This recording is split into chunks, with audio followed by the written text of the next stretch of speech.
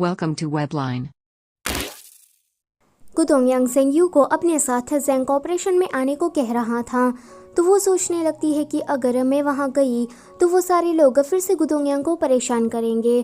गुदोंगयांग कहता है कि तुम इतना ज़्यादा क्यों सोचती हो, आज से तुम फ्री हो, तुम जो चाहे वो कर सकती हो। तो सेंगयू कहती है कि हाँ तुमने ठीक कहा, मुझे तुम्हारे साथ आना है क्योंकि मुझे तुम्हें प्रोटेक्ट करना है। यह सुनकर गुदोंगयांग उसके साथ जाने लगता है, पर मन ही मन में बहुत ही ज़्यादा हंस रहा था कि सेंगयू उसे प्रोटेक्ट करना चाहती है। फिर अगले सीन में हम देखते हैं कि केई एंड कैफेंग दोनों ही जेंग कॉर्पोरेशन में आ चुके थे। कैफेंग कहता है कि केई तुम क्या प्रेसिडेंट गू से शादी करने वाली हो, पर देखो मेरे ख्याल से तो सेंगयू तुमसे बेटर है। उसका फेस, उसका बॉडी पोर्शन, इवन उसका फेस भी तुमसे अच्छा है। तो केई कहती है कि अगर मैं उससे शादी करती हूँ तो ये तो हमारे लिए ही फ़ायदेमंद होगा। भूलो मत कि तुम यहाँ मॉम के कहने पर मेरी मदद करने के लिए आए हो, तो अपनी ये ज़बान ना थोड़ी संभाल कर बात करो। वहाँ पर गुदोंगयांग की एंट्री होती है तो बाइलिन खुद उसे देखने के लिए चाहता है। गुदोंगयांग कहता है कि तुम्हें ये करने की ज़रूरत नहीं है, तो वो कहता है कि नहीं, मैं तो तुम्हारा वेलकम करने के लिए आया हूँ। गुदोंगयांग कहता है कि फिर ठीक है, मैं अपने साथ एक गेस्ट को भी लाया हूँ। गुदोंगयांग अपनी कार का दरवाज़ा खोलता है, सेंगयू वहाँ से बाहर निकलती है। केई सेंगयू को देखकर कहती है कि प्रेसिडेंट को वो यहाँ क्या कर रही है, वो तो सिर्फ आपकी एक मिस्ट्रेस है ना। गुदोंगयांग कहता है कि सेंगयू आज से मेरे साथ है, उसका सेंग फैमिली से अब कोई भी लेना देना नहीं है। तो बाइलिन कहता है कि प्रेसिडेंट को आपने तो ठीक कहा। कि थोड़ा सरप्राइज हो गई थी तो उसकी जबान थोड़ी फिसल गई। आगे ये सभी लोग कंपनी के अंदर छाने लगते हैं।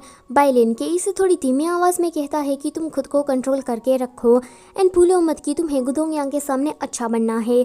अगर एक बार गुदोंगयांग की नजरें तुम पर पड़ गई तो वो सेंगयू से ज्यादा तुम्हें भाव देने लगेगा। केई कहती है कि हाँ डैड, मैं समझ गई।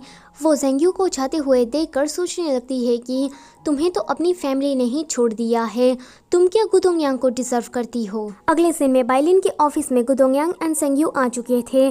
बाइलिन कहता है कि प्रेसिडेंट को हमें यहाँ पर थोड़ी बिजनेस के बारे में डिस्कस करनी है, तो इसमें सेंगयू का कोई भी काम नहीं है। यह सुनकर सेंगयू कहती है कि गुदोंगयांग, मैं तुम्हारा बाहर इंतज़ार करती हूँ। फिर वो सोचने लगती है कि केई एंड कैफेंग कहीं गुदोंगयांग के लिए परेशानी खड़ी ना कर दे, इसलिए मुझे उसे बाहर से ही रोकना होगा। गुदोंगयांग सोचता है कि ये बाइलिन कैसा बाप है, सेंगयू को इतनी बुरी तरीके से ट्रीट करता है। पर फिर सेंगयू से वो कहता है कि तुम मेरा बाहर इंतज़ार करो, हम दोनों साथ में ही घर जाएंगे। उन दोनों का इतना इंटरेक्शन देखकर बाइलिन अपने मन में सोचने लगता है कि प्रेसिडेंट गू को सेंगयू बहुत ही ज़्यादा पसंद आई है। लगता है कि मैं प्रेसिडेंट गू से ज़्यादा पैसों की मांग कर सकता हूँ। नेक्स्ट वो चली जाती है बाहर। वहाँ पर केई पहले से ही खड़ी थी। केई कहती है कि तुम प्रेसिडेंट गू की अब एक मिस्ट्रेस बन गई हो। तो सेंगयू कहती है कि देखो मिस केई, मेरा और गुदोंगयांग का कोई भी रिश्ता हो, इससे आपका कोई भी लेना देना नहीं है। और तुम ना ये गुदोंगयांग के बारे में फेक न्यूज़ फैलाना बंद कर दो और उसे डिफेम करने की कोशिश भी मत करो, वरना मैं। तो केई कहती है कि वरना तुम क्या कर लोगी, तुम बस उसकी एक रखेल बन गई हो। सबको पता है कि गुदोंगयांग मेरे एबॉर्ट बच्चे का बाप बनने वाला था, पर देखो ये सब कुछ हो गया। तो तुम्हें क्या लगता है कि गुदोंगयांग तुम्हें पसंद करता है? उसकी शादी तो होगी सिर्फ मुझसे ही। गुदोंगयांग उस तरह से और इस तरह से सिर्फ मेरा ही है। अगर वो मुझसे शादी करने से इनकार कर देता है तो उसकी कंपनी के शेयर प्राइस नीचे गिरते जाएंगे, फिर तो मजबूरन उससे मुझसे शादी करनी ही पड़ेगी। ये सुनकर सेंगयू उसे एक चाटा मारने के लिए जाने वाली थी। वहाँ पर कैफेंग बीच में आ जाता है। केई कहती है कि तुम्हारी हिम्मत भी कैसे हुई मुझे चाटा मारने की, तुम्हें मेरी सिचुएशन के बारे में कोई भी आइडिया नहीं है। देखो मैं कोई गुदोंगयांग के साथ शादी करने के लिए मरी नहीं जा रही हूँ, पर मेरे पास इसके अलावा कोई चारा ही नहीं है। कि अब सेंगयू को मारने के लिए जा रही थी। सेंगयू सोचती है कि अगर गुदोंगयांग ने मुझे इंजर देख लिया तो ये अच्छा नहीं होगा, पर कैफेंग केई को रोक देता है। वो कहता है कि केई तुम थोड़ा रुक जाओ, अभी सेंगयू गुदोंगयांग की फेवरेट है, हम उसके साथ ऐसा वैसा कुछ नहीं कर सकते। यहाँ पर अंदर बाइलिन गुदोंगयांग से कहता है कि तुम हमारी कंपनी को बचाने के लिए बहुत सारे पैसे इंजेक्ट करने वाले हो ना, तो ये तो बहुत ही ज़्यादा अच्छा होगा।